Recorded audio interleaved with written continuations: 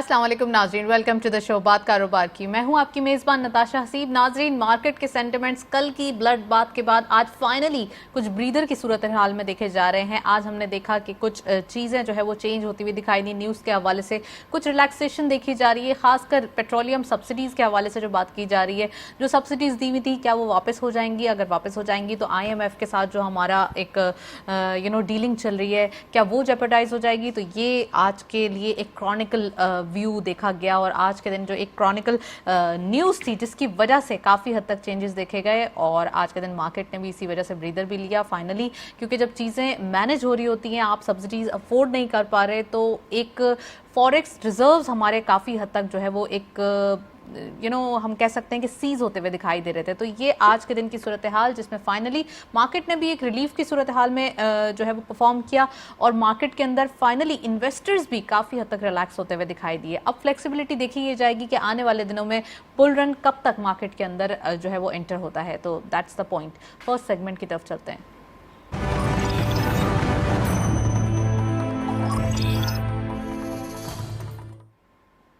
Let's have a look on daily highlights. आज की market की परफॉर्मेंस देखते चलते हैं। क्या रही परफॉर्मेंस? ओपन हुई मार्केट 43,393.14 के लेवल पर हायर साइड मार्केट गई 43,647.55, lower was 43,262.69 and finally closure 43,504.36 का, यानी कि 111.22 का इजाफा आज के दिन देखा गया।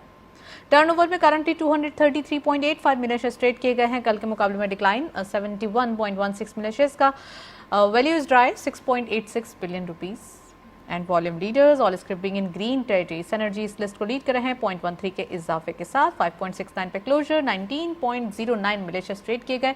PRL सेकंड स्कॉर पे 0.01 का इजाफा देखा गया। 15.01 पे क्लोजर रहा। 13.86 का कारोबार रहा। दो रिफाइनरीज से कनेक्टेड स्क्रिप्ट जो है वो आज दिखाई दे रहे हैं। PIBTL थर्डली 0.12 का इजाफा देखा गया। 6.15 पे क्लोजर रहा। 13.19 का कारोबार रहा। तो आपको बताते चले कि ये जो रिफाइनरी के हमें स्क्रिप्ट्स दिखाई दे रहे हैं, फाइनली जो रिफाइनरी पॉलिसी है उसको ओवरव्यू किया जा रहा है। काफ़ी अरसे से अगर पास्ट गवर्नमेंट की बात की जाए तो यहाँ पे कहा यह जा रहा था कि रिफाइनरी पॉलिसी आने वाली है, लेकिन कब तक आएगी ये नहीं बताया जा रहा था। तो हुआ ये कि वो पॉलिसी आई ही नहीं। अब इसके ऊपर ओवरव्यू हो रहा है, पॉलिसी के ऊपर काम भी होगा और आने वाले दिनों में ये पॉलिसी लाई जाएगी जिससे काफ़ी रिफाइनरी सेक्टर जो है वो रिलीफ देगा। नेक्स्ट सेगमेंट की तरफ चलते हैं।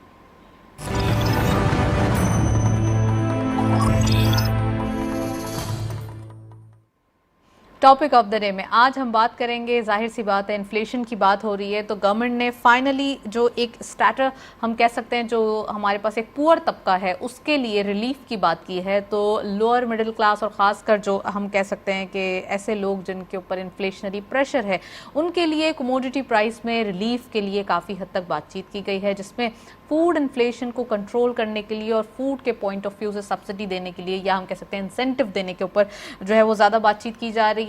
तो ये आज हम टॉपिक डिस्कस करेंगे कि आने वाले दिनों में फूड के हवाले से अगर इन्फ्लेशन पे कंट्रोल कर लिया जाए तो कितना इम्पॉर्टेंट होगा।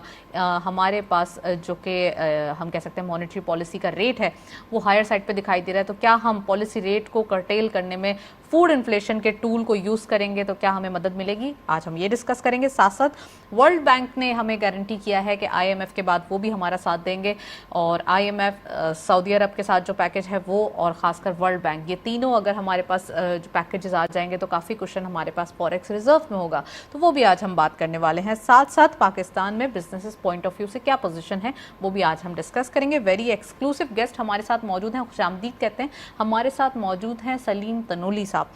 आप इकोनॉमिक एक्सपर्ट हैं, साथ साथ CEO हैं फैकेट एग्जीबिशन प्राइवेट लिमिटेड के और बहुत बड़ा आपका इंट्रोडक्शन है। बोर्ड ऑफ डायरेक्टर भी हैं UFI के, ग्लोबल एसोसिएशन एग्जीबिशन इंडस्ट्री के। अस्सलाम वालेकुम सलीम साहब, वेलकम टू द शो। वालेकुम सलाम नताशा, बहुत शुक्रिया फॉर इनवाइटिंग मी। सर, सबसे पहले ये बताइए कि आज के दिन अगर पाकिस्तान में रजीम चेंज होने के बाद की बात की जाए, रमज़ान के अंदर थोड़ा सा एक बिजनेस पॉइंट ऑफ व्यू से इतना काम नहीं होता, लेकिन अगर प्राइम मिनिस्टर साहब की बात की जाए तो यहाँ पे एक स्पीड दिखाई दे रही थी। डेली बेसिस पे कोई ना कोई इनिशिएटिव, डेली बेसिस पे कोई ना कोई काम किया जा रहा था। अगर बात करें इकोनॉमिक कंडीशन की, so what do you think कि आने वाले दिनों में जो पॉलिसीज़ की बात की जाती थी पास्ट गवर्नमेंट की जानिब से, जैसे आज ही मैंने जिक्र किया कि आपने जब स्लाइड्स देखे तो उसके अंदर रिफाइनरी पॉलिसी की बात की जा रही थी, पॉलिसीज़ बनेंगी, तो क्या इकोनॉमिक कंडीशन के लिए कंसिस्टेंसी ऑफ पॉलिसी या फिर वो पॉलिसी जो बिजनेस को फ्लरिश करें कितनी ज़रूरी समझते हैं आप? आई थिंक नताशा, पॉलिसीज़ तो किसी भी ऑर्गेनाइजेशन या किसी भी मुल्क के लिए वो कलीदी किरदार अदा करती हैं। बगैर पॉलिसीज़ के आप कुछ भी नहीं चला सकते। और बेटर पॉलिसी एक शॉर्ट टर्म पॉलिसीज़ होती है, एक लॉन्ग टर्म पॉलिसीज़ होती हैं। ठीक है। अभी गवर्नमेंट को जिन हालात में जो अनसर्टेनिटी है पॉलिटिकली, उन हालात में गवर्नमेंट को डिफरेंट चैलेंजेस हैं। एक तो दो चैलेंजेस में उनका अब जिक्र करता चलूँगा। एक तो ऑफ कोर्स आपको जो इस वक्त जो पैसों का बहुत बड़ा इशू बना हुआ है, उस चैलेंज को निपटना है। उसके साथ साथ जो शॉर्ट टर्म पॉलिसी गवर्नमेंट ने देनी है जिससे इन्फ्लेशन के ऊपर कंट्रोल किया जा सकता है, वो गवर्नमेंट ने देनी है। अब जो आपके जो बोरिंग फ्रॉम फ्रेंडली कंट्रीज़ और IMF और वर्ल्ड बैंक की तरफ से आते हैं, जो काफ़ी खुशाइन बात है कि आज कुछ चीज़ें बेहतर हुई हैं, मार्केट का सेंटिमेंट बेहतर हुआ है, लोगों के कुछ मार्केट भी ऊपर गई है। मगर उसके साथ साथ जो हम देख रहे हैं कि जो 18 आपके मई को दोहा में IMF के साथ जो हमारे मुज़ाकरात भी होने वाले हैं, उसके ऊपर भी हम देख सकते हैं किस तरह कर सकते हैं। सऊदी अरबिया की तरफ से भी हमें कुछ अच्छी खबर आ रही है। उसके बाद चाइना की तरफ से भी हम उम्मीद रख रहे हैं कि वहाँ से आ रही है, जिसका एक ब्रीदिंग स्पेस गवर्नमेंट को भी मिला है और यहाँ पे जो बिज़नेस कम्युनिटी को भी मिला है। अब जो दूसरा मैटर जिसको टैकल करने की ज़रूरत है कि वो एक जो पॉलिटिकल अनसर्टेनिटी है उसके ऊपर एक लाए अमल देना है लोगों को, आवाम को, क्योंकि आफ्टर ऑल बिजनेसमैन ने ही इस इंडस्ट्री को चलाना होता है और जो इकॉनमी के जो सेंटिमेंट्स होते हैं वो बिजनेसमैन के ही थ्रू होके जा रहे होते हैं। तो हमें इन चीज़ों को देखना होगा कि हम किस तरह वो कर सकते हैं। अगेन आई विल एम्फसाइज कि आप जो शॉर्ट टर्म पॉलिसीज़ हैं उसमें मैं आगे चल के जिक्र करूंगा कि क्या क्या हम वो पॉलिसी गवर्नमेंट अपना सकती है, जिसकी वजह से डेफिनेटली गवर्नमेंट उसके ऊपर काम कर रही होगी और वो उनकी नज़र में होगा कि they have economist with them, of course experience भी है और उस पर बात भी कर सकते हैं और उसमें चीज़ें कर सकते हैं। But all of the sudden जो एकदम से चीज़ें आई हैं जिसके लिए कोई भी आदमी तैयार नहीं था, वो इस तरह की चीज़ें आ गई हैं कि आप, क्योंकि इन्फ्लेशन तो पूरी दुनिया में आ रहा है, हर तरफ बढ़ रहा है, मगर पाकिस्तान में जो फूड सिक्योरिटी के जो इश्यूज़ आ रहे हैं, इन्फ्लेशन के जो इश्यूज़ आ रहे हैं, वो भी एक बहुत बड़ा सब्जेक्ट है। मेरे ख्याल में उसको गवर्नमेंट को टैकल करना चाहिए और मुझे उम्मीद है कि वो काफ़ी हद तक इसमें कम। सलीम साहब, आपको याद होगा 2018 में जब ये गवर्नमेंट आई थी PTI की, तो उस वक्त कुछ हालात ऐसे दिखाई दे रहे थे कि यहाँ पे एक सिचुएशन फ्रेजाइल थी। IMF के पास नहीं जाना है, लेट कर दिया। लेट होने के बाद चीज़ें जो है वो मिसमैनेज हो गई थी और हमारे पास जो पॉलिसी रेट था वो 13.25 पे चला गया था, हाईएस्ट इन द हिस्ट्री। अब जबकि कोविड आने के बाद एक ब्लेसिंग एंड डिसगाइज पाकिस्तान के लिए अच्छा हो गया, तो थोड़ा सा इंटरेस्ट रेट भी फ्लेक्सिबल होता गया। अब जाते जाते गवर्नर साहब की जो 250 बिप्स का जो एक टूल यूज़ किया गया पॉलिसी रेट के हवाले से, आप समझते हैं कि ये सही था? क्योंकि अब इतने पॉलिसी रेट के बाद डबल डिजिट में आपने जब ये इंक्रीज़ कर दी मॉनेटरी पॉलिसी, तो क्या कोई बिजनेस फ्लरिश कर सकता है? इफ़ यस, तो क्या पॉलिसीज़ उसको सपोर्ट करेंगी? देखिए, जब आपके इंटरेस्ट रेट बढ़ता है तो आपके पास इन्वेस्टमेंट के चांसेस बहुत ज़्यादा बढ़ जाते हैं। उसमें इस तरह होता है कि सपोज़ कि अगर आप पाकिस्तान में जो आप स्टॉक मार्केट की बात कर रहे हैं या लोकल्स में बात करते हैं, तो ये इतना बड़ा इंटरेस्ट रेट आपको किसी दूसरे मुल्क में नहीं मिलता। आप जापान की एग्जांपल ले लें या किसी भी ले लें, 0 डिजिट में आता है। तो लोग फिर बिजनेसेस क्यों करेंगे? वो तो बैठ कर खाएंगे। बिजनेस तो ऑफ कोर्स उससे ज़्यादा कमाना चाहते हैं तो इसलिए वो बिजनेस करते हैं, मगर जो इन्वेस्टमेंट करते हैं, हर बिजनेसमैन अपना पैसा जो पार करता है वो स्टॉक में पार करता है, बैंक्स में पार करता है, जो उसको किसी न किसी वक्त उसको ज़रूरत होती है उसको निकालने के लिए, तो वो उसको वो करता है। तो इस पॉलिसीज़ को अगर देखते हुए तो yes, on the other side इसका जो इम्पैक्ट आता है लोकल कमोडिटीज़ के ऊपर वो कहीं ज़्यादा होता है, जिससे आपकी इन्फ्लेशन बढ़ती है, जिसमें आपकी जो जनरल पब्लिक है उसको उसका जो ईज़ ऑफ डूइंग बिजनेस अगर आप देखें मीडियम एंड स्मॉल बिजनेसमैन के लिए वो मुश्किल हो जाता है। फिर आप जो इंपोर्ट कर रहे होते हैं, जिस तरह के रॉ मटेरियल, आप बहुत सारी इंडस्ट्री के लिए रॉ मटेरियल इंपोर्ट कर रहे होते हैं और जो बैंक के थ्रू आप कर रहे होते हैं, LCs कर रहे होते हैं, बोरिंग कर रहे होते हैं, तो वो आपका टच कर रहा था ऊपर आए और आपकी प्रोडक्शन कॉस्ट बढ़ जाती है। जब प्रोडक्शन कॉस्ट बढ़ती है तो डेफिनेटली आपको इंटरनेशनल मार्केट में भी उसका हिसाब किताब रखना पड़ता है, क्योंकि ऑल ऑफ दिस सडन ये सारा होता है। मगर again consistency is the key of success actually, business में या आप किसी भी उसमें करें, अगर कोई भी पॉलिसी रखें तो कंसिस्टेंट होनी चाहिए, जिससे एक ब्रीदिंग स्पेस मिले बिजनेसमैन को और इंडस्ट्री को, ताकि वो अपनी आने वाले उसमें एक बेटर आपकी प्लानिंग कर सकें। राइट। चलें जी, गुफ्तगू में शामिल करते हैं शाहिद अली हबीब साहब, हमारे साथ ओवर कॉल मौजूद हैं, chief executive Arif Habib limited. अस्सलाम वालेकुम, welcome to the show. Shahid साहब ये बताइए कि आज की मार्केट में फाइनली ब्रीथ देखा गया है। थोड़ा सा अगर हम कन्फाइंड होकर स्टॉक मार्केट को डिस्कस करें, so what's going on market के अंदर? कल के दिन एक ब्लड बाथ देखी गई, आज थोड़ा सा ब्रीदर, क्या सेंटिमेंट्स हैं और आने वाले दिनों में आप क्या समझते हैं? नहीं, मार्केट में तो कोई खास रिकवरी की आज तो कोई ज्यादा तो नहीं हुई। मार्केट ने तो बहुत ज्यादा टाइम फॉल किया और इसके बाद हम तो सोच रहे थे कि रिकवरी तो 400-500 पॉइंट की होनी चाहिए, लेकिन मार्केट में थोड़ी सी अनसर्टेनिटी है, थोड़ी सी मार्केट में IMF का जो पैकेज है उसके ऊपर अभी तक इन्होंने तो फैसले नहीं किए थे। गवर्नमेंट ने अभी तक पेट्रोल की प्राइस और डीजल की प्राइस को एडजस्टमेंट नहीं किया। अभी तक जो बहुत सारी चीजें जो IMF के साथ जो बातें हुई थी उसके ऊपर कोई भी इम्प्लीमेंटेशन नहीं हुई है। तो और अभी भी क्रूड की प्राइस ऊपर, तो मार्केट क्लैरिटी मांगती है, आप समझते हैं? मार्केट जो है वो बहुत ज्यादा इकोनॉमिक साइड से और पॉलिटिकल साइड से मार्केट की अनसर्टेनिटी और मार्केट नर्वसनेस के ऊपर बहुत सारे इन्वेस्टर्स जो हैं वो डिसीजन नहीं ले पा रहे हैं। जाहिर है ये सारी चीजें जो है वो किस तरह जो है क्लोज होंगी और किस तरह इसको, क्योंकि डॉलर बहुत इंपॉर्टेंट है ना। अगर डीवैल्यूएशन होता जाएगा और अगर ये फैसला नहीं करेंगे और अगर ये करंट अकाउंट डेफिसिट को एडजस्ट नहीं करेंगे और एक्सपोर्ट इंपोर्ट को कम नहीं करने की कोशिश करेंगे तो फिर तो बहुत सिचुएशन खराब होती जाएगी। और दुनिया भर में इन्फ्लेशन बढ़ गया है, यहाँ पे भी इन्फ्लेशन बढ़ गया है। 13.5% का जो है वो अप्रैल का ईयर ऑन ईयर इन्फ्लेशन हुआ है और आगे भी मई में भी बढ़ता हुआ नजर आ रहा है। और अगला टी-बिल का ऑप्शन है अगले एक हफ्ते के अंदर, उसमें भी हो सकता है अगर रेट अगर बढ़ जाए तो अभी ऑलरेडी कट ऑफ यील्ड बहुत ज्यादा थी और बढ़ जाएगी तो बहुत प्रॉब्लम। काइबोर जो है वो 15% के लगभग हो गया है। जी। तो it's very challenging situation. Right, very challenging situation. तो आप समझते हैं कौन से मेजर्स हैं जो अभी फिलहाल लिए जाएं तो अभी मार्केट को भी रिलीफ मिलेगा और फाइनली इकोनॉमी को भी रिलीफ मिलेगा, जो कि आपने अभी थोड़े से हाईलाइट भी किए हैं?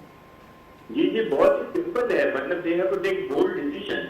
तो सिंपल सी बात है, आप 100 बिलियन का मंथली तकरीबन 80 से 100 बिलियन की सब्सिडी दे रहे हैं, वो देने की बिल्कुल जरूरत नहीं है। वो आप पेट्रोल डीजल की प्राइस आप बढ़ाएं और टारगेटेड सब्सिडी देनी चाहिए।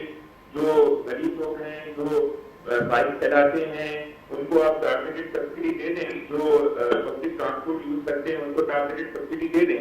और बाकी जो है जो लैंड स्कूटर चलाते हैं, जो गाड़ी चलाते हैं, उनको आप जो प्राइस है वो चार्ज करें। सिंपल सी बात है। और उसका मैकेनिज्म है, जिस तरह एहसास प्रोग्राम का मैकेनिज्म क्या हुआ है वो उनको टारगेटेड सब्सिडी दे दें। तो इस तरीके से मैकेनिज्म बना लें, चार्ज करें ज्यादा और जो उस पर फॉल करता है उसको आप टारगेटेड सब्सिडी दे दें। और टारगेटेड सब्सिडी देने में 20-25%। आप समझते हैं कि अगर फूड इन्फ्लेशन को कंट्रोल करना है तो फूड पॉइंट ऑफ व्यू से सब्सिडी दी जाए ताकि वो तबका जो नीडी है उसी को ही यहाँ पर सब्सिडी की जरूरत हो, ना कि सब उससे फायदा उठा रहे हो, जो कि टारगेटेड सब्सिडी आपने जो है वो पॉइंट आउट किया है? देखिए, सबसे पहले तो हमें ना डॉलर को संभालना है, हमें एक्सपोर्ट को कंट्रोल करना है, ठीक है ना। सबसे पहले हमें वो वाली डिमांड को खत्म करनी है जो एक्सपोर्टेड डिमांड है। एक्सपोर्टेड डिमांड उसी वक्त कम होगी जब आप वो रेट चार्ज करेंगे जो उसका एक्चुअल उसकी कॉस्ट है। अगर आप कॉस्ट से कम चार्ज करेंगे तो हमेशा उसकी डिमांड बढ़ेगी। तो वो अगर आप उस फेयर प्राइस पे लेके आ जाएंगे तो ऑटोमेटिकली आपकी इंपोर्ट की जो अमाउंट है ना वो कम होगी और उसकी वजह से आपका ट्रेड डेफिसिट भी कम होगा। उसकी वजह से जब ये सब चीजें कम होगी तो इन्फ्लेशन भी कम हो जाएगी, ठीक है ना। एक तो होती है प्राइस की वजह से इन्फ्लेशन होना और एक होती है डिमांड की वजह से भी ना। तो वो डिमांड कुछ इन्फ्लेशन नहीं होगी हमारी, तो वो उसमें ग्रेजुअली 2-3 महीनों के बाद, 4 महीनों के बाद जब हमारा फिजिकल स्पेस हमारा क्रिएट होगा तो ऑटोमेटिकली ये सारी चीजें बेहतर हो जाएंगी। तो ये तो सबसे पहला कदम इनको लेना चाहिए जिसके ऊपर ये डिले कर रहे हैं। और मुझे नहीं पता कि क्यों ये इतना डर रहे हैं कि ये बोल्ड डिसीजन लेने से अगर पॉलिटिकली इनके लिए सर डरना तो एक अजीब सा वर्ड हो जाएगा, लेकिन आप नहीं समझते कि इस तरीके से रिलीफ देना ही अवाम जिसके लिए एक्सपेक्टेशन है तो रिलीफ ही देना है और गवर्नमेंट का काम होता है कि अवाम की सबसे पहले जो जरूरियात हैं उसको मद्देनजर रखा जाए। सर हो ही जाएगा ना, टारगेट सब्सिडी का मतलब ही रिलीफ। जी, ठीक है ना। सर अब ये बताइए मुझे कि जो एक पॉलिसी रेट है ये बहुत अलार्मिंग दिखाई देता है। हमेशा से पॉलिसी रेट, अगर थोड़ा सा पास्ट गवर्नर साहब की बात की जाए तो उन्होंने जाते जाते 250 बिप्स जो है वो इंक्रीज कर दिए। तो आप नहीं समझते इंटरेस्ट रेट इतना ज़्यादा हाई होना ये भी बिजनेसेस को नुकसान पहुंचा सकता है, खासकर उस सूरत हाल में, उस इन्वायरमेंट में जहाँ पर नीड भी है बिजनेस की। आपका बिजनेस बढ़ेगा तभी तो आपके पास जो है वो फॉरेक्स रिजर्व्स बढ़ेंगे। देखिए इस वक्त अगर गवर्नमेंट जो है वो टी बिल अगर इशू कर रही है गवर्नमेंट, और अगर वो 15% पे 15.25% पे जब उठा रही है, जब आपका कायबोर 14.95 पे हो गया है, ठीक है ना, तो पॉलिसी रेट की वैल्यू क्या रही? जब कायबोर आपको जो भी बिजनेस जो भी फॉलो करता है वो KIBOR plus 100 basis point 150 200 basis point पे करता है, कायबोर बढ़ चुका है। तो ये जो 12.25% का डिस्काउंट रेट है ना, ये इररिलेवेंट है, कायबोर तो बढ़ चुका है। तो वो ये तो मार्केट ड्रिवन फोर्सेस है ना, ये तो डिमांड एंड सप्लाई है, वो बढ़ चुका है। जब तक आपकी ये कमोडिटी सुपर साइकिल जो चल रहा है ना, जब तक ये थमेगा नहीं, जब तक ये नीचे नहीं आएगा, जब तक हमारी डिमांड कम नहीं होगी, जब तक हम इंपोर्ट पे काबू नहीं पाएंगे ना, तब तक कुछ नहीं होगा। तो ये इनके हाथ में नहीं है, इनके पास कोई गवर्नमेंट के पास कोई खजाना थोड़ी है कि राइट कि आप सब्सिडाइज करते फिरे। राइट और आईएमएफ की कंडीशन हमारे पास नहीं है। व्हाट डू यू थिंक कि अभी वर्ल्ड बैंक की तरफ से हमें रिलीफ के लिए एक क्वेश्चन दिया गया है, खासकर आईएमएफ, वर्ल्ड बैंक एंड सऊदी अरब, 3 जगह हैं जहां पर हमारी आइज हैं कि आने वाले दिनों में यहां से कुछ जो है वो फायदा हो सकता है। इन सब लोगों को आईएमएफ का नोट चाहिए। आईएमएफ का नोट उसी वक्त मिलेगा जब so what you are expected sir? नहीं, आईएमएफ का नोट उसी वक्त मिलेगा ना जब ये सब चीजें करेंगे। इनको सबसे पहले पेट्रोल की प्राइस बढ़ानी है, डीजल की प्राइस बढ़ानी है, इससे पहले काम नहीं होगा।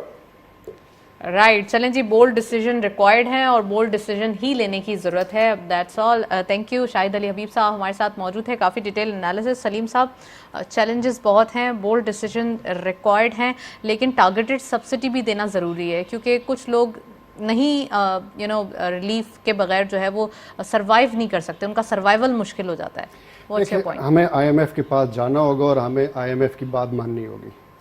आईएमएफ से जुड़े हुए बाकी दूसरे इदारे हैं। तो क्या हमारे पास कोई रास्ता नहीं छोड़ा पास्ट गवर्नमेंट ने? एक्चुअली अगर आप ये देखें तो आईएमएफ के अलावा, जैसे आपने थोड़ी देर पहले जिक्र किया था कि पिछली गवर्नमेंट ने शशोपंज का उसमें वो आईएमएफ के पास नहीं गए तो इन बिटवीन काफ़ी सारे लॉसेस हुए।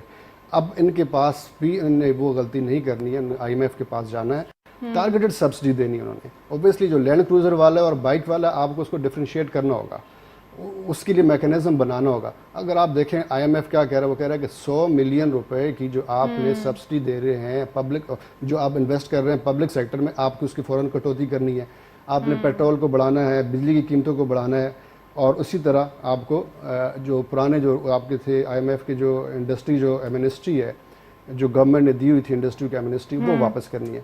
आईएमएफ के ये 3-4 चीज़ें ऐसी हैं जिसमें ओबियसली लोकल इंडस्ट्री में महंगाई बढ़ेगी। जब आपका पेट्रोल बढ़ेगा तो आपकी सारी चीज़ों की कीमतें बढ़ेंगी। मगर उसके साथ साथ ये देखें कि गवर्नमेंट किस तरह टारगेट कर सकती है, डिफ्रेंशिएट करके सब्सिडाइज उन जगहों पे करे, वहाँ पे करे जहाँ पे एग्जैक्टली रिक्वायरमेंट है। उनके पास वक्त है, ओबियसली टाइम अभी बहुत कम है, चैलेंजेस बहुत ज़्यादा हैं, मगर उनको बैठ के इसके ऊपर बात करनी होगी कि किस तरह हम ये सारा कर सकते हैं। मैकेनिज्म सारा का सारा सामने मौजूद है, सिर्फ ये करना उन्होंने कि अब देखें जो अमीर आदमी है वो भी वही चीज़ ले रहा है, उसी प्राइस पे भी गरीब भी वही ले रहा है। दो के इंटरनेशनली या बाकी मुल्कों में इस तरह की मिसालें बहुत कम मिलती हैं, मगर चूँकि हम एक्सेप्शनल मुल्क हैं, हमें एक्सेप्शनली डिसीजन ही लेने होंगे कि हमने ज़्यादा से ज़्यादा गरीब को सब्सिडी देनी है और गरीब को वो चीज़ें प्रोवाइड करनी है जिसका वो हकदार है। प्लस हमने कुछ और मेजर्स लेने हैं। अगर आपके पास टाइम है तो मैं जिक्र करता चलूँ कि जैसे अगर सपोज बिजली आपकी है, बिजली 24 से 25 रुपए यूनिट आपकी बन रही है। हम दुनिया की सबसे महंगी बिजली बना रहे हैं फर्नेस ऑयल के ऊपर, यानी कि दुनिया मतलब आप देखें दूसरे बस हम जनरेट कर रहे हैं, पेट्रोल डाल रहे हैं, जनरेट कर रहे हैं। उसमें भी आपके पास जो फर्नेस ऑयल से बिजली बन रही है वो सीधा पुराने बिजली घरों के ऊपर बना रहे हैं, जिसमें आपका लॉसेस कहीं से कहीं ज़्यादा हैं, आपके लाइन लॉसेस हैं। अगर उसी सिस्टम को अगर 5 साल पहले, 10 साल पहले या 4 साल पहले या इवन आज भी स्टार्ट करते हैं तो उसके रिजल्ट आगे आना शुरू हो जाएंगे। इनको उसके ऊपर काम करना चाहिए। फिर उसके ऊपर सबसे बड़ा इनका जो है वो ज़राअत है। जैसे मैंने पहले भी एक प्रोग्राम में जिक्र किया था कि आप एग्रीकल्चर को मुस्तकिल मुसलसल इग्नोर कर रहे हैं। जहाँ पे आप कॉटन पहले 13 मिलियन बेल्स हुआ करती थी, वो आज 7 से 8 मिलियन बेल्स पे आ गई है। क्योंकि आपने वहाँ पे गन्ना काश्त करना शुरू कर दिया। भाई आपके पास इतनी ज़्यादा बैरन लैंड है जिसको आप कल्टीवेट करें, आप ठेके पे दे दें। कई सारे ऐसे सारे कंट्रीज हैं जो ऐसा करते हैं, they want to invest in it. आप बैरन लैंड को इवन हमारा जो जमींदार है या इवन दूसरे लोगों को आप उठाएं, किसान को उठाएं। सर थोड़ी सी इनोवेशन की तरफ जाएं तो यहाँ पर बैरन लैंड्स को उन्होंने बिल्कुल फर्टाइल लैंड में तब्दील कर दिया है। सेकेंडली कंट्रीज के हमारे पास सेकेंडली हम आज तक कन्वेंशनल चीज़ों के ऊपर हम आज भी जोर दे रहे हैं, जबकि आप दूसरे कंट्रीज में देख लें, इवन चाइना को देख लें, आप वर्टिकल फार्मिंग के ऊपर जा रहे हैं। वो आज हम अभी तक हॉरिजॉन्टल पे और उसी पानी के ऊपर कर रहे हैं। हमारे पास पानी की शदीद कमी है एंड मैं आपको बता रहा हूँ कि ये आने वाले दिनों में आज जो अब हमें जो नेक्स्ट जो क्रॉप मिलेगी वो कहीं कम होगी, इसलिए कि अभी तक सिंध में पानी नहीं पहुँचा है। सिंध का किसान जो है वो रो रहा है, उसके पास पानी नहीं पहुँच रहा है, उसके बड़े मसाइल हैं और जो फसलें हैं वो खड़ी खड़ी ख़राब हो रही हैं, तबाह हो रही हैं। अगेन हम कहते थे कि हम एग्रीकल्चर लैंड है, मगर एग्रीकल्चर में हम कर क्या रहे हैं? हमने उसके ऊपर किया क्या है? कुछ भी नहीं किया। हम वर्टिकल जाने चाहिए, हम सिर्फ धरने और इधर मसरूफ हैं, तो फिर हम काम कैसे करेंगे? दूसरे नॉन इश्यूज के ऊपर हम बहुत मसरूफ हैं, हर आदमी उसी के ऊपर बात कर रहा है, मगर अगर मगर के साथ सारे के सारे लोग चल रहे हैं और अपनी अपनी दिहाड़ी लगा रहे हैं। इससे बढ़ के और कुछ भी नहीं।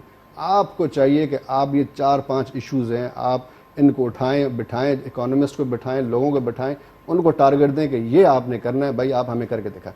हम बताते हैं कि बिजनेस कम्युनिटी आपको बताती है कि आपने किस तरह ये करना है। अब एग्रीकल्चर बनाने में कौन सा आपको रॉकेट साइंस की ज़रूरत है? कोई कतई ज़रूरत नहीं है। आप उठाएं।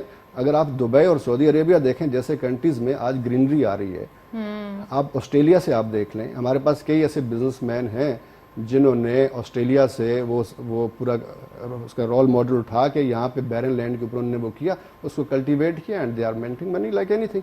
Same goes with almost everything. तो हमें वो करना होगा, एग्रीकल्चर के ऊपर हमने करना होगा, हमने वर्टिकल फार्मिंग के ऊपर जाना होगा। फिर उसके बाद हमने फूड सिक्योरिटी हमारी किस तरह होगी। हमारे पास जो एक ही चीज़ थी जिसे हम कहते हैं कि फूड है, आज हम उसके लिए भी आने वाले दिनों में हमारे लिए प्रॉब्लम्स खड़े हो सकते हैं, क्योंकि आपके पास पानी नहीं है। पानी आपकी जो टिपिकल फार्मिंग है उसमें पानी की बहुत ज़्यादा ज़रूरत पेश आती है, तो आप उस पानी भी ज़ाया कर रहे हैं, आपकी लैंड जो है वो भी पानी को ज़ाया कर रही है। तो इन सारे चीज़ों के ऊपर आपको वो देखना होगा। पानी सप्लाई के लिए और कॉटन की मैंने बात कर ली, इसके ऊपर आप देख लें कि हम किस तरह फर्दर इनके ऊपर कर सकते हैं। हम गवर्नमेंट को सजेशन देने के लिए तैयार हैं। सारे काम गवर्नमेंट नहीं कर सकती, आप दुनिया से मिसालें ले लें। बाकी आपके जो अवाम है, बिजनेस कम्युनिटी है, जो स्टेक होल्डर्स हैं इस मुल्क के, जो यहाँ पे रहते हैं, ऑफ कोर्स वो आगे बढ़ें और ये सारा काम करें। मतलब सारी चीज़ें गवर्नमेंट से एक्सपेक्ट नहीं की जा सकती। गवर्नमेंट से एक्सपेक्ट नहीं की जा सकती। और वो अब अगर रिजीम चेंज होने के बाद सूरत हाल देखें तो यहाँ पर थोड़ा सा अब टाइम हमारे पास जो है वो एक डिफ़िकल्ट दिखाई दे रहा है, क्योंकि एक तरफ जलसे वगैरह की भी सूरत हाल होती है, ऑपोजिशन बाज नहीं आएगी, अपने काम करते रहेंगी। तनकीद होनी चाहिए, लेकिन तनकीद के साथ साथ कोई प्रोडक्टिव काम भी होना चाहिए, ना कि सिर्फ एक आप दूसरे के काम में खलल ही डालें। So again my point is कि आने वाले दिनों में प्रोटेस्ट की भी कॉल जो है वो देखी जा रही है। एक तरफ इतने सारे मसाइल और दूसरी तरफ ये वाला एक रोला, इसके ऊपर क्या बोलेंगे? देखिए, मैं बीइंग बिजनेसमैन या आपका नुमाइंदा बिजनेस कम्युनिटी का, हम बड़ी तकलीफ में हैं कि हमें बिजनेस कम्युनिटी को आपको अनसर्टेनिटी सबसे ज़्यादा हर्ट करती है। और जो हमारी एक्सपोर्ट है वो डेफिनेटली हर्ट होती है। अगर आपके धरने और ये सारी चीज़ें आती हैं, आपकी पूरी लॉजिस्टिक्स आपकी जैम स्टिल हो जाती है। तो उसके बाद आपकी मूवमेंट ही नहीं होती, लॉजिस्टिक्स नहीं होती विद इन द कंट्री। अगर आपकी लॉजिस्टिक्स यानी कि आपके मूवमेंट नहीं हो रही है, आपकी ट्रकिंग नहीं हो रही है, तो आपकी गुड्स एक जगह से दूसरी जगह पे नहीं पहुंच सकती।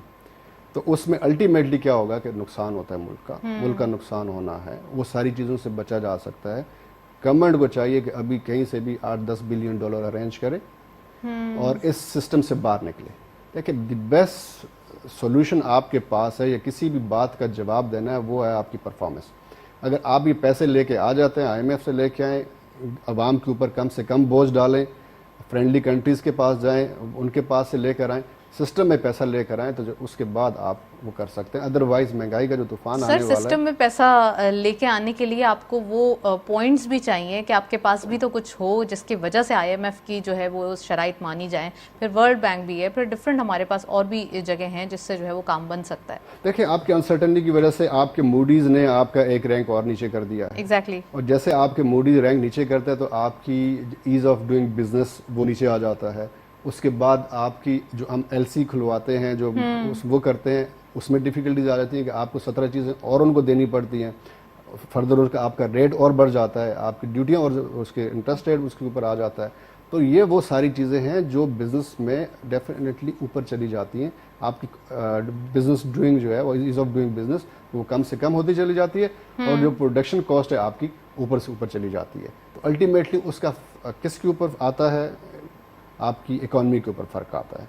फिर आपके बाद देखना है कि आपने इंपोर्ट के ऊपर कम्प्लीटली, मैं हमेशा ये कहता हूँ कि आपने इंपोर्ट को वॉच करना है। हमें कतई ज़रूरत नहीं है लग्जरी चीज़ों की। आप देखें पिछले 6 महीने में आपको पता है कितनी गाड़ियाँ इंपोर्ट हुई हैं लग्जरीज का, $मिलियन की। तो क्या सिर्फ ये फॉरेक्स रिजर्व्स की वजह से ही आप कह रहे हैं, या फिर वो रेमिटेंसेस जिनके थ्रू आ रही हैं गाड़ियां जो कि मार्केट के अंदर डॉलर को जो है वो लैक नहीं कर रहे, वो भी तो पॉइंट है, क्योंकि रेवेन्यू जनरेट करने का भी एक तरीकाकार वही है हमारे पास। देखिए हमारी सोसाइटी ना डिवाइडेड है। हमारी कुछ सोसाइटी है वो देखें वो यहाँ पर है और दूसरी जो है ना वो जो मेजॉरिटी है वो इधर है। जो ऊपर वाली सोसाइटी है उनके पास कोई इशू नहीं है, वो आप देख लें कि वो इंपोर्ट कर सकते हैं, दे हैव बाइंग पावर। जब वो सारा आता है तो आपका सारा फॉरेक्स निकल जाता है, बहुत बड़ा हेवी अमाउंट निकल जाता है, तो उसका इम्पैक्ट ऑटोमेटिकली नीचे आ जाता है। तो क्योंकि जब आप ऊपर से आपका सारा वो निकल जाता है तो नीचे आपके उसका असर नीचे तक चला जाता है, आवाम तक जाता है। तो आवाम पे सही है, क्योंकि आवाम के आज भी अगर आप देखें एक आम आदमी की सैलरी उन्हें 25,000 रुपीज़ कर दी है, मगर क्या 25,000 रुपीज़ एक लेबर को मिल रहा है? बिल्कुल भी नहीं मिल रहा। तो वो किस तरह गुजारा करेगा? तो आवाम बड़ी मुश्किल में है। उसमें इनको इंपोर्ट के ऊपर सबसे ज़्यादा ख्याल करना होगा कि हम किस तरह इसको कर्टेल करें, ख़ासकर लग्जरी आइटम्स के लिए पाबंदी लगा देनी चाहिए लग्जरीज आइटम के ऊपर, और इनको चाहिए कि वो एक्सपोर्ट के ऊपर ज़्यादा से ज़्यादा तवज्जो दें, ध्यान दें, ताकि वहाँ से हमारा रेवेन्यू बढ़ सके। एक्सपोर्ट के ऊपर आप समझते हैं जो सर्विसेज सेक्टर या जैसे काम किया जा रहा है, आपने स्टार्टिंग इंट्रोडक्शन में ही कहा था कि हमें इंडस्ट्री पॉलिसी जो कि दी गई थी जिसके अंदर एक सब्सिडाइज पॉलिसी थी उसको भी कर्टेल करना होगा, क्योंकि जब तक आप सब्सिडी जो कि टारगेटेड सब्सिडी है उसके ऊपर नहीं जाएंगे तो आपको फ़ायदा नहीं होगा। अभी कुछ पॉलिसीज़ फर्दर आ रही हैं, जैसे आज ही आपने देखा कि रिफाइनरी पॉलिसी की बात की जा रही है। ऐसी जगहों पे आप समझते हैं कि अभी राइट टाइम है, क्योंकि गवर्नमेंट के पास अभी 1 साल है और बहुत सारे अनपॉपुलर डिसीजंस भी रिकॉर्ड हैं, क्योंकि आपके पास कोई रास्ते भी नहीं बचे हैं। होता है ना कि आपने ये दवाई भी पी ली है, ये दवाई भी पी ली है, अब आपके पास ऑप्शन है कि अब आपको आगे ही जाना है, अब आप पीछे नहीं आ सकते। क्या समझते हैं आप, सिर्फ ये सब्सिडी को बंद करना, टैक्स रेशो बढ़ाना और साथ साथ जो है वो पॉलिसीज़ देना, this is the point only we have? देखिए जो third and most important point इसमें है वो है FBR का, टैक्स का। FBR ने इस साल तकरीबन आपका 10 महीने में 250 अरब टैक्स कलेक्ट किया है, which is a very good thing. बहुत अच्छा उन्होंने काम किया है। अगर इसी तरह टैक्स रेवेन्यू को बढ़ाया जाए, गिनती की 3 से 4 चीज़ें हैं जिससे आप अपनी इकॉनमी को बेहतर कर सकते हैं। सबसे पहले नंबर पर आपका टैक्स है। अगर आप सारे टैक्स नेटवर्क में आ जाते हैं और ग्रे इकॉनमी से या उस दूसरी ब्लैक इकॉनमी से ग्रे में और ग्रे से आप वाइट में आ जाते हैं तो आपके मसाइल हल होना शुरू हो जाएंगे। सेकेंडली आपका रेवेन्यू किस तरह आप जनरेट करेंगे। हमारा सब दूसरा जो है, हमारा जो ओवरसीज़ लोग हैं, ओवरसीज़ से हमारा जो रेवेन्यू आता है, जो हमारे एक बहुत बड़ा उसका एक अमाउंट है। तीसरा जो है आपका वो आपकी एक्सपोर्ट है। एक्सपोर्ट से आप वो अपने टारगेट पूरे कर सकते हैं। अच्छा, अब आप देखिए कि पिछले कुछ अरसे से ट्रेडिशनल एक्सपोर्ट से हट के भी आपकी नॉन ट्रेडिशनल एक्सपोर्ट जिसे हम कहते हैं, जैसे आपने जिक्र किया अभी कि जैसे सर्विसेज इंडस्ट्री है। सर्विस इंडस्ट्री में आपको बहुत हैवी इन्वेस्टमेंट नहीं चाहिए होती है, वो आप एक रूम से भी कर सकते हैं, आप बड़े ऑफिस से भी कर सकते हैं। खासकर अगर आप देखें हमारी IT सेक्टर ने कितना बड़ा वो किया। अब हमारे स्टार्टअप्स पाकिस्तान में चल रहे हैं। अगर हम नेबरिंग कंट्री में देखें तो एक साल में 100 स्टार्टअप्स इंडिया में वो सामने आए हैं। 100 स्टार्टअप कंपनीज जो है उन्होंने एक साल के अंदर 100, और उसका तकरीबन $26 बिलियन का रेवेन्यू आया उस 100 स्टार्टअप से, विच इज़ हमारे पास टोटल जो है ना हम बात कर रहे हैं तो हमारे पास $26 बिलियन का हमने टच ही नहीं किया। आज अगर आप देखें हमारे पास $8 बिलियन उधर है और $4 बिलियन आपका दूसरे बैंकों में पड़ा हुआ, स्टेट बैंक में उसके पास पड़ा हुआ है। $3 अरब सऊदी अरेबिया का भी इसमें निकाल दें और चाइना का भी जो उन्होंने किया। आई होप कि चाइना हमारे साथ वो अभी उसको रीस्केड्यूल करेगा कि हमारे पास वो रहने दे, और सऊदी अरेबिया भी, तो जिससे हमें कुछ ब्रीदिंग स्पेस मिलेगी। मगर अगेन ये 3-4 सेक्टर्स ऐसे हैं जिसके ऊपर हम अपने रेवेन्यूज़ को बढ़ा सकते हैं और अपनी इकॉनमी को बेहतर कर सकते हैं। अब इसके अलावा कोई और रॉकेट साइंस किसी को, बिजनेस कम्युनिटी को या गवर्नमेंट को भी कोई नज़र नहीं आती कि हम किस तरह रेवेन्यू जनरेट करें। फिर लॉन्गर टर्म की जो पॉलिसीज़ हैं कि आप अपने को पैसा कमाना इज़ वन थिंग, बट उसको सेविंग करना that is the hardest thing. Another thing, right. Another thing, अब उसमें क्या है कि आपके लाइन लॉसेस इतने, हर चीज़ में लाइन लॉसेस हैं। चाहे आपके कोई भी धारा आपका चल रहा हो उसमें लॉसेस आ रहे हैं, फिर उसके बाद आपको निजकारी की तरफ जाना चाहिए, प्राइवेटाइजेशन की तरफ जाना चाहिए। जो ऐसे सफ़ेद हाथी हैं जो मुल्क पे बोझ बने हुए हैं और जिसको हमने किसी ना किसी वजह से उनको रखा हुआ है, इससे हमारा बहुत बड़ा रेवेन्यू गवर्नमेंट का उसकी तरफ चला जाता है। उसको प्राइवेटाइज किया जाए और उससे बेटर आपको रिजल्ट्स मिल सकेंगे। Privatisation is very very important, क्योंकि आप अच्छे मुल्कों में आप देखें लोग प्राइवेटाइज करते हैं चीज़ों को, और करना चाहिए आपको। आप इंडिया एयर की बात कर लें, आप एयर इंडिया में उस हमारी तरह PIA की तरह वो हमेशा से लॉस में, डेफिसिट रहा। जैसे उन्होंने उसको प्राइवेटाइज किया वो उन्होंने प्रॉफिट कमाना शुरू कर दिया। तो हमें ये सारे स्ट्रॉन्ग, हार्ड और अनपॉपुलर डिसीजन लेने होंगे, तो फिर हमारी इकॉनमी को कुछ सहारा मिल सकता है। अदरवाइज आप थोड़ी देर के लिए यही करते रहेंगे, उसके बाद फिर अगले नेक्स्ट डे फिर आपको सर, आपको नहीं लगता कि कोई भी गवर्नमेंट जब एक साल के लिए आए और सारे अनपॉपुलर डिसीजंस आपको प्लेट में रख के मिल रहे हैं कि आप ये लेंगे तो ये होगा, तो क्या करेंगे? क्योंकि आवाम की उम्मीदें होती हैं, खासकर गवर्नमेंट जब आती है तो उसका यही होता है ना कि हम खिदमत करने आए। जब खिदमत करने आए, आवाम की उम्मीदें भी हैं आपके साथ, और आपको ऐसे हार्श डिसीजन भी रिकॉर्ड हैं। So what is the point कि अब आने वाले दिनों में स्ट्रैटेजी क्या बचती है? क्योंकि अगर आप ये नहीं करेंगे तो मुल्क सही नहीं होगा। ये बड़ा एक टफ टास्क है। देखिए, कुछ पॉलिसीज ऐसी होनी चाहिए, एज अ पॉलिसी पार्लियामेंट में इसको पास करना चाहिए बिल ला के, कि जो पॉलिसीज होंगी वो आप अच्छी पॉलिसीज होंगी उसको आप कंटिन्यू रखेंगे, किसी भी गवर्नमेंट की हो। चार्टर ऑफ इकोनॉमी बनाना पड़ेगा। चार्टर ऑफ इकोनॉमी आपको बनानी तो पड़ेगी। आप समझते हैं ये जो इंडस्ट्री पॉलिसी या जाते जाते 10 रुपए पेट्रोल में कम और पावर टैरिफ में 5 रुपए कम कर दिए जाएं, तो ये कोई बहुत बड़ी रॉकेट साइंस का ही आप जो मिसाल दिए जा रहे हैं, तो ये क्या अच्छा था डिसीजन? देखिए, उस वक्त के हिसाब से तो ठीक है, आप कह सकते हैं, क्योंकि आपकी एक्सपोर्ट बढ़ी है, आपकी इंडस्ट्री खड़ी हो गई है। तो अगर आप उस देखें तो because decision time to time change भी होते हैं ना, कि आपने अब क्या करना है। आपने इंडस्ट्री को पैरों पे खड़ा कर दिया, आप इंडस्ट्री को आप बोलें कि आप हमें पैरों पे खड़ा होने दें, तो वो आपका गिव एंड टेक वाला वो सारा आपका जो सिनेरियो बनता है कि आपने इंडस्ट्री को इतने सारे दे दिए, वो कर ले। मगर again all of the sudden नहीं होना चाहिए, एक टाइम फ्रेम देना चाहिए इंडस्ट्री को कि आपने इस टाइम फ्रेम में हमने ये करना है। जो इतना टाइम रिक्वायर, बस इतने से ज्यादा नहीं मिलेगी इतना टाइम आप होगा, ताकि आप अपने अरेंजमेंट्स बाकी वो सारा कर लें। अगेन उसके ऊपर हम जब आते हैं तो जो हमारे पास जो इंडस्ट्री को सबसे बड़ा जो हमारे इशू आता है वो एनर्जी का आता है। आपके पास बिजली महंगी है, जो बिजली बढ़ती जा रही है। अभी अगर आप दोबारा बिजली बढ़ाएंगे तो आप अंदाज़ा लगा लीजिए कि उसके इंडस्ट्री के ऊपर कितना उसका इम्पैक्ट आएगा। तो इसके लिए मैंने पिछले प्रोग्राम में भी कहा था कि गवर्नमेंट के सपोर्ट से पाकिस्तान में रिन्यूएबल एनर्जी के ऊपर काम करना चाहिए, और हमें ऑल्टरनेटिव रिसोर्स जो है वो रिक्वायर्ड है। आपके पास सन है, आपके पास सोलर है, आपके पास विंड है, पाकिस्तान है, सब हाइड्रो प्लांट है, कितने सब चीजें हो सकते हैं। Potential for all these three energy. Hydro है, आपके पास रिन्यूएबल एनर्जी में आपके पास उसका सोलर का है, आपके पास विंड है, और आपके पास ये दूसरे अगर आप देखें तो हाइड्रो भी आपके पास है। बट अगेन उसमें काफ़ी वक्त लगता है। जैसे अभी डैम जो है ना वो 2029 में जाके बनेगा, तो वहाँ से कुछ न कुछ हम हासिल कर सकते हैं। चलें, वो भी हम उम्मीद करते हैं जल्दी अगर बन जाए तो ज़्यादा बेहतर नताइज आ सकते हैं। ज़ीशान मर्चेंट साहब हमारे साथ ओवर कॉल मौजूद हैं, उनको खुशामदीद कहते हैं प्रोग्राम में। आप एक्सपर्ट हैं। अस्सलाम वालेकुम Zeeshan, welcome to the show. जी वालेकुम अस्सलाम, thank you for having me. Nishan साहब, ये बताइए कि टैक्स कलेक्शन की सूरत हाल के हवाले से अगर हम बात करें और थोड़ी सी इकोनॉमिक कंडीशन को देखें, तो सबसे ज़्यादा जो एक रेमेडी का रोल प्ले करते हुए दिखाई देता है वो टैक्स कलेक्शन यानी कि FBR का रोल देखा जाता है। सो आप क्या समझते हैं आने वाले दिनों में ये रेमेडी कितनी स्ट्रॉन्ग फर्दर होने वाली है? देखिए, हमारा इस वक्त तक का जो जुलाई टू अप्रैल तक की जो रेवेन्यू कलेक्शन है, तो तकरीबन 26% हम टारगेट से ज़्यादा हमने अचीव किया हुआ है।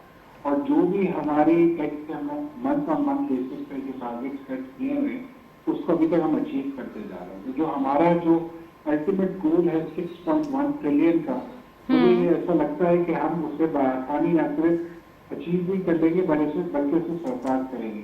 ये जो टारगेट हमारा अचीव हो रहा है, जो मेन जो है इंपोर्ट ड्रिवन टारगेट है, क्योंकि जितनी हमारे मुल्क में इंपोर्ट का क्वांटम बढ़ रहा है या जितना डॉलर बढ़ रहा है वर्सेस रुपीज, तो उसके से जो कस्टम ड्यूटीज और टैक्सेस जो हैं वो हमें ज्यादा मिल रहे हैं। और एक और जो अच्छा इस वक्त रेवेन्यू जनरेशन मेजर है वो POS जो पॉइंट ऑफ सेल इंटीग्रेशन जो हो रही है, और इसकी वजह से जो सेल्स में या उसकी वजह से टैक्स में इंक्रीज हो रहा है, एक वो आ रहा है। तो ओवरऑल जो आप अगर देखते हैं जहाँ तक रेवेन्यू कलेक्शन के टारगेट की बात है, तो वो मुझे ऐसा लगता है कि हम अचीव आसानी से कर भी लेंगे, और ना सिर्फ उसको अचीव करेंगे बल्कि इससे हमारा जो बजट डेफिसिट है उसको कम करने में हमें जो है मदद मिलेगी। जहाँ तक आप बात करती हैं कि इकोनॉमिक सिनेरियो हमारा कैसा है, तो जी ये हम और आप रोज देख रहे हैं कि इकोनॉमिक सिनेरियो इस वक्त कोई बहुत अच्छा नहीं, चूंकि बहुत अनसर्टेनिटी इस वक्त चल रही है चीजों में।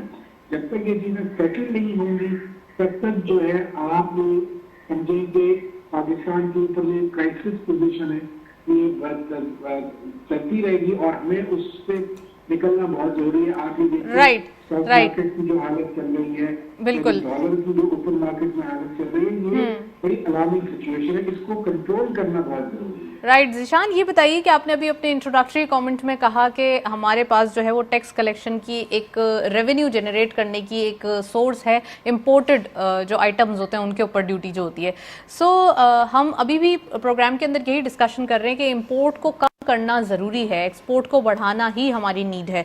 सो पॉइंट इज़ कि आप जब इंपोर्ट की बात करते हैं और उसको कम करेंगे तो क्या हमारे पास ये जो जनरेट होता हुआ रेवेन्यू है ये भी कम हो जाएगा, या हम कोई और सोर्स जो है वो उस वक्त तक पॉइंट आउट कर लेंगे? दो चीजों की जरूरत है। जैसे आपने बिल्कुल सही कहा कि इंपोर्ट सब्स्टिट्यूशन करना इस वक्त नामुमकिन है, क्योंकि हम जितना ज्यादा इंपोर्ट करेंगे उतना ज्यादा फॉरेन एक्सचेंज पाकिस्तान से बाहर जाएगा, और हमारा इस वक्त जो इंपोर्ट का बिल है वो तकरीबन $70 बिलियन से ज्यादा का है, वर्सेस जो हमारी इजेक्टेड इंपोर्ट एक्सपोर्ट है वो 30 बिलियन या 31 बिलियन की हम इस वक्त प्रोजेक्ट कर रहे हैं। तो ये जो गैप है बीच में बहुत बड़ा गैप है, और इसको कम न किया गया, अगर इंपोर्ट को सब्स्टिट्यूट नहीं किया गया, तो ये आगे आने वाले टाइम्स में हमारा न सिर्फ करंट अकाउंट डेफिसिट बहुत बढ़ जाएगा, बल्कि हमारे पास इंपोर्ट के पेमेंट करने के लिए रिजर्व भी हमारे बहुत तेजी से डिप्लीट हो रहे हैं। राइट। तो हमें यकीनन इसमें कोई दो राय नहीं कि इंपोर्ट को किसी न किसी हद तक कर्टेल करना पड़ेगा।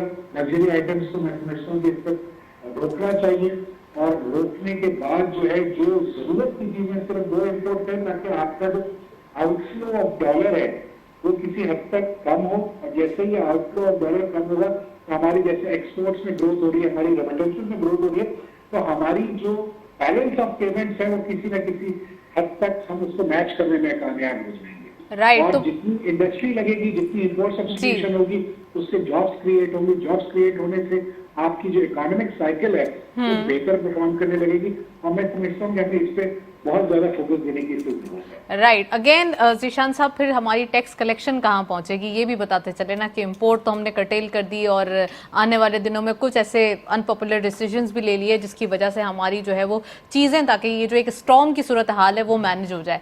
सो आने वाले दिनों में जब टैक्स कलेक्शन को हम उठाएंगे तो क्या वो टैक्स टू GDP दोबारा जो है वो थोड़ा इशू करते हुए दिखाई देगी? देखिए, अगले साल का जो हमारा जो अभी हम सुन रहे थे पिछले दिनों IMF से जब बातचीत हो रही थी, तो उसने 7.2 ट्रिलियन का अगले साल का टारगेट रखा है पाकिस्तान के टैक्स की महसूलात का।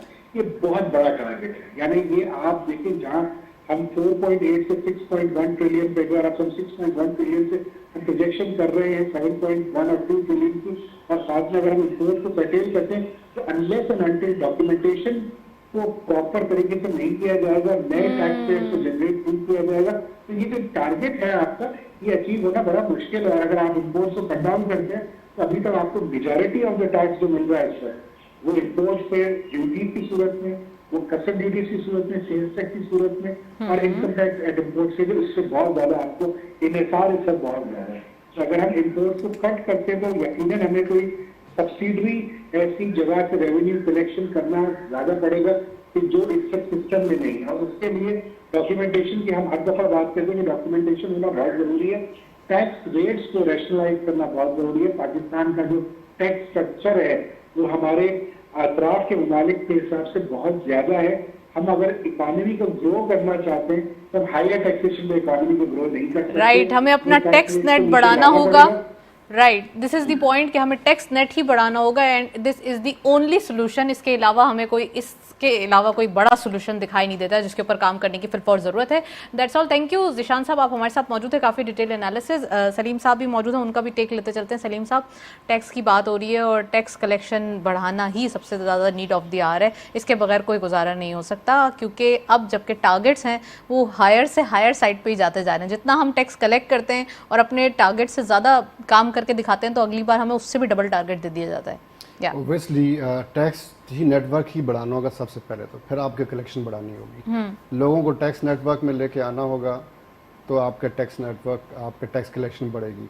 और वो उसी सूरत में हो सकता है कि आप जिस तरह FBR ने बड़ा अच्छा काम किया है तो इसी को अगर वो कंटिन्यू रखते चलें और IMF के टारगेट को रखते हुए 7.1 7.2 ट्रिलियन के, तो वो मेरे हिसाब से अगर ये कोशिश करें तो डेफिनेटली अचीवेबल है। और इसके साथ साथ इसको पाकिस्तानियों को भी चाहिए कि वो इसमें बढ़ चढ़ कर चलें, क्योंकि इस वक्त बहुत इंपॉर्टेंट है कि उनको भी मोटिवेट किया जाए कि मुल्क के लिए कि आप मुल्क है तो आप हैं, आपका बिजनेस है और यही इसी तरह ही चलेगा कि आपको टैक्स नेटवर्क में आना होगा और आपको टैक्स देना होगा, तो फिर आप पाकिस्तान के में आप इजीली बिजनेस भी कर सकते हैं और मूव भी कर सकते हैं। जैसे अदर कंट्रीज में, वेस्टर्न कंट्रीज में होता है कि अगर आपकी जीरो इनकम भी है तो एटलीस्ट आप टैक्स फाइल जरूर करें ताकि पता चले कि आप टैक्स नेट में मौजूद हैं। मैंने एक दफ़ा अपने एक काउंटर पार्ट जर्मन से बात की थी कि हम टैक्स नेटवर्क बढ़ा रहे हैं, तो ही वो सरप्राइज कि टैक्स नेटवर्क क्या मतलब, आई मीन आप क्या बात करें कि टैक्स नेटवर्क, हम तो ये सोच भी नहीं सकते। हम तो कहते हैं कि everybody is paying tax. Even कि अगर अमेरिका में एक कॉबलर है तो वो भी आपको इनवॉइस देगा आपके शूज़ पॉलिश करने के बाद, he is also that will be a tax invoice, उसी वक्त निकाल के देगा वो। तो वो कहते हैं कि आप क्या बात कर रहे हैं कि टैक्स नेटवर्क में लोगों को ला रहे हैं, मतलब आप लोग लोगों को टैक्स नेट नेटवर्क बढ़ाना में है, लेके आ बताते रहे हैं, हैं, टैक्स नेट बढ़ा रहे हैं। हम तो ये सोच भी नहीं सकते। मगर चूंकि हम थर्ड वर्ल्ड कंट्री में हैं और हमारे यहाँ बहुत बड़े इश्यूज हैं, हम रिलेटिवली यंग नेशन है कंपेयर टू यूरोपियन और अमेरिकन, तो हमें ये कुछ ना कुछ ये कड़वे गौंड तो पीने होंगे, मगर हमें टैक्स नेटवर्क में आना सर होगा। चलें, कतरा कतरा ही समंदर बनता है, आपको कुछ ना कुछ तो करना ही पड़ेगा। हर साल की एफर्ट मैटर करती है। देखें, एफर्ट हर किसी को करने होगी, हर साल, हर दिन, हर मंथ आपको एफर्ट्स करने होंगे, तो जाके आप टैक्स को बढ़ा सकेंगे और टैक्स कलेक्शन आपकी बेहतर हो सकेगी।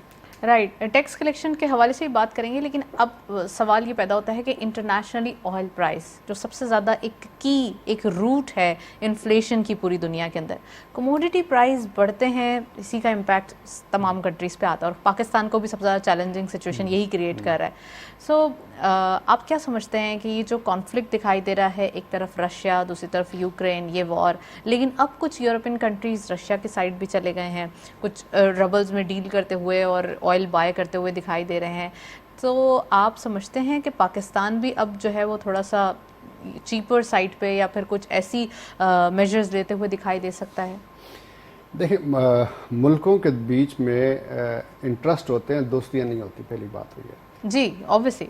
ठीक है, अब आप देखें रबल्स में हम एक्सपेक्ट यूक्रेन और रशिया की वॉर चल रही है, मगर रबल्स जो है ना अप्रिशिएट हो गया अगेंस्ट डॉलर्स, अदरवाइज उसको बहुत नीचे आना चाहिए था। मगर उन्होंने एक बड़ा स्ट्रॉन्ग, बड़ा बोल्ड डिसीजन लिया कि दे हैव स्टार्टेड बाय उसका सेलिंग इन रबल्स, दे एक्सेप्टिंग कि हम रबल्स आप एक्सेप्ट करेंगे तो उनका रबल, उनकी इकॉनमी, उनकी आपकी करेंसी बेहतर हो गई। सेकेंडली, अगर आप ऑयल की बात करते हैं तो इसके साथ ही हमें ये चाहिए कि हम इंडिया की एग्जांपल ले लेते हैं कि उनके पास इतने बड़े स्टोरेज है और उनके पास इतनी रिफाइनरी है। India being a non oil country, they are exporting oil refine करके। अब आप अंदाज़ा लगाइए कि वो क्रूड ऑयल लेकर आते हैं और उसके बाद रिफाइन करते हैं, then they export. Same goes even China के साथ, आप देखें they are also exporting oil. तो वाई नॉट वी पाकिस्तान कि हम वो फैसिलिटीज़ अपने पास रिफाइनरीज की वो उसकी करें, स्टोरेज करें। एक और पॉइंट ऐड करता चलूँ मैं कि इसी हवाले से कि अब जब भी जंग छिड़ती है तो पहले ईरान का था इशू, तो ईरान से इंडिया ने उनका सारा ऑयल स्टोर किया, मतलब जितना हो सकता था on a very cheap price. अभी फिर इंडिया ने यही किया कि उनसे बड़े, रशिया से बड़े चीप प्राइस पे आपने वो ले लिया और उसी को रिफाइन करके देन वो are importing. On the third point जो स्टोरेज की मैं बात कर रहा हूँ, एक तो ये है कि आपका आपका बैक यार्ड, आपका स्टोरेज है ना, वो आपकी जो वो इस्तेमाल हम करेंगे स्टोरेज में, फिर हम ले जाएंगे, उसका किराया भी मिलेंगे। So these are the point कि हम कितनी तरफ से इकोनॉमी को हिट कर सकते हैं, इसके ऊपर सोचने की बात है। राइट, चलें जी, ऑयल के ऊपर बात हो रही है तो ये नेक्स्ट सेगमेंट देखते चलते हैं।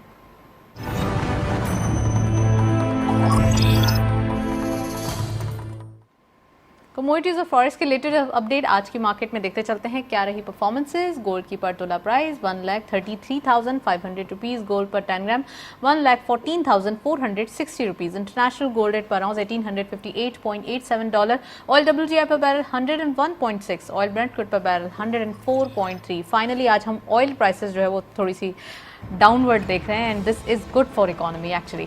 करेंसीज में सबसे पहले यूरो बाइंग रही 197 rupees, selling was 199। UK pound buying रही 237 rupees, selling was 240 rupees. US dollar buying रही 186 rupees, selling was 190। Chinese yuan buying रही 23.55, selling was 23.95। Saudi riyal buying रही 49 rupees, selling was 49.6। UAE dirham buying at 50 rupees, selling was 50.5। Kuwaiti दिनार buying रही 481.85, selling was 484.35 and lastly Omani riyal buying रही 392.95, selling was 394.98। ये था forex और commodities का latest update. Commodity price में आज इंटरनेशनली ऑयल प्राइस में कमी देखी गई है और ये कमी अगर कंटिन्यू रहती है तो ये पाकिस्तान के लिए एक ब्लेसिंग अगेन जो है वो होगी। सलीम साहब मौजूद हैं, लास्ट नोट हैं प्रोग्राम्स के। सलीम साहब, इंटरनेशनली ऑयल प्राइस ब्लेसिंग के तौर पे ही खुद कम हो जाएंगे या पाकिस्तान में रिफाइनरी का जो एक आज स्टेप दिया है, ये दोनों अगर मिलके देखे जाएं तो कितनी मदद कर सकते हैं? ऑयल प्राइसेस अगर नीचे आती हैं तो ये हमारे लिए और बेहतर है कि हमारी इकोनॉमी को एक सहारा मिलेगा। जो आप रिफाइनरी की आज की बात करती हैं, definitely it's a good news. उसका इम्पैक्ट भी आप देख रही हैं, आप मार्केट में भी देख रही हैं और ओवरऑल जो सेंटीमेंट्स है वो काफ़ी हद तक बेहतर है। ऑयल प्राइसेस ऑलरेडी 100 के ऊपर आ गई थी, अभी फिर उसने 109 और उसके ऊपर टच किया। बट ओबियसली जैसे नीचे भी आती हैं या किसी एक जगह पे स्टेबल होती हैं तो उसके बाद आप, क्योंकि ऑयल से रिलेटेड सारी इंडस्ट्री चल रही है, ऑयल से रिलेटेड आपके बहुत सारे रॉ मटेरियल्स भी हैं, ऑयल से रिलेटेड आपकी सारी इकोनॉमी उसी के ऊपर बेस करती है। अगर वो ऑयल प्राइसेस बेहतर हो जाती हैं तो डेफिनेटली हमारे पास भी एक बड़ा अच्छा क्वेश्चन मिलेगा। जो गवर्नमेंट को ऑयल प्राइसेस बढ़ानी है तो उसमें हमें कम से कम जो हमारा जो डेफिसिट आएगा वो कम से कम होगा। Well, thank you so much. Salim Tanoli साहब हमारे साथ मौजूद थे, काफ़ी डिटेल एनालिसिस। आज के दिन हमने IMF के हवाले से जो कंडीशंस हैं और जो मेजर्स अभी गवर्नमेंट ले रही है वो कितने ज़्यादा इम्पॉर्टेंट हैं डिस्कस करने की कोशिश की। इसके साथ साथ कुछ ऐसे अनपॉपुलर डिसीजन हैं जो रिक्वायर्ड हैं, वो भी लेने की ज़रूरत है और IMF की कंडीशंस में भी शामिल है, तो वो भी आज हमने सोल्यूशन की तरफ जाने की कोशिश की। प्रोग्राम को इसी नोट पर वाइंड अप करते हैं। इजाज़त दीजिए, अल्लाह हाफिज़।